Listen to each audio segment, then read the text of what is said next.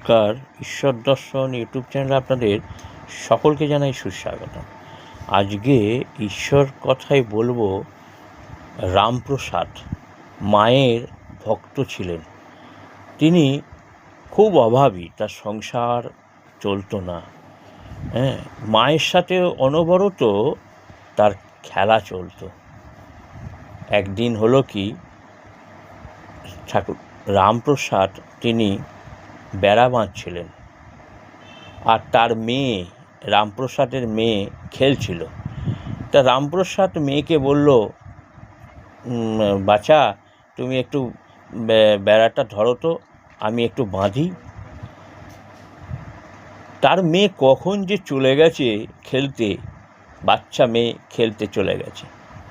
মা এলেন তার সাথে হাতে হাত দিয়ে, এবং মা তাকে বললেন যে একটা গান গাও না বাবা, একটা তোমার গান সত্যি ভালো লাগে। তখন রামপ্রসাদ একটি গান গেয়েছিলেন।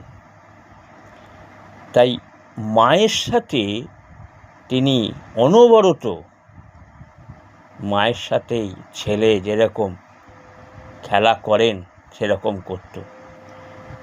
তেনার কত কষ্টের মধ্যে দিয়েও তিনি মায়ের সাথে ছিলেন, মায়ের হাত ছাড়েননি। এবং তিনি যখন জল সমাধি হলেন তখন মাকে নিয়েই জলে নেমে গেলেন। চাই না মা রাজা হতে, দুমুটো যেন খেতে পাই। এই গানটি তিনি লিখেছিলেন। রামপ্রসাদ আজ আর নেই, কিন্তু তার গান কিন্তু মানুষের মনের মধ্যে রয়েছে। ভালো লাগলে চ্যানেলটাকে সাবস্ক্রাইব করে দিন। নমস্কার।